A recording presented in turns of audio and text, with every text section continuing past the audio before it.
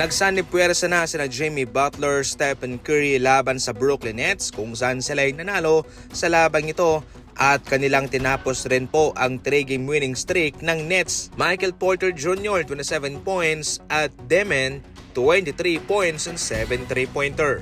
Nagkaroon ng kalat na scoring ang Golden State Warriors. Marami silang ginamit sa kanilang rotation mga idol. Umabot po ng 13 na players. At ang mga ito ay nagkaroon ng double-digit na minuto. Kay Will Richard, 23 minutes. Kay Melton, 24. Spencer, 10.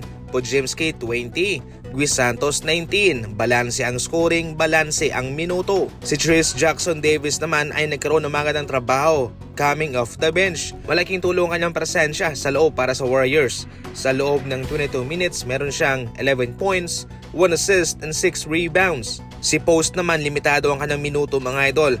Bali nag-focus dito si Coach Steve Kerr kay Trayce Jackson-Davis. Samantalang si Draymond Green naman, 25 minutes ang kanyang minuto mga idol. Pero hindi siya naging maingat sa unang 3 minuto sa kanilang laban kung saan siya natawagan kaagad ng technical foul. Hindi lang si Trae Young ang available sa ngayon sa Atlanta Hawks kundi itong kanilang first overall pick na si Zaccharie Risacher mga idol. Ayon pa sa impormasyon galing kay Mark Stein, itong Atlanta Hawks ay hindi na-impress sa development nitong si Zaccharie Risacher.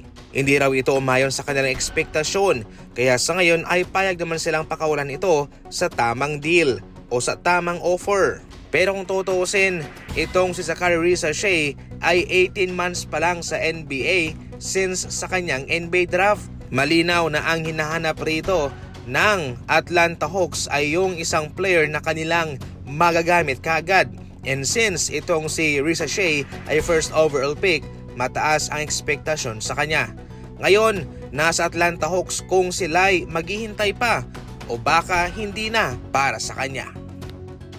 Pinsan versus pinsan ang naging labanan ng OKC Thunder at ng Atlanta Hawks mga idol. Pang-abot dito itong si Shai Gilgeous-Alexander at si Nickeil Alexander-Walker. Kay Shai, mayroon siyang 39 points at si Alexander Walker naman ay mayroong 30 puntos. Kung ikukumpara sa isa't isa, ibabang-ibaba ang level ng performance ng Atlanta Hawks kumpara sa OKC Thunder. Pero sa labang ito ay sumasabay sila. Kanilang pinahirapan din itong OKC Thunder mga idol at kanilang binigyan ng magandang laban. Alam nating magaling na si Shai Gilgeous-Alexander. Paano naman itong si Nickeil Alexander-Walker? 6'9" na gwardya mga idol. Magaling siyang dumepensa. Lahat ng mga position ay kaya niyang bantayan. Transition playmaking, developing shooting, scoring ability, hindi takot na umatake sa loob, at mayroong strong off-the-ball movement. Kung ang kanyang pinsan na si Shai Gilgeous-Alexander ay star player, itong si Nickeil Alexander-Walker naman ay yung tipong combo package na role player.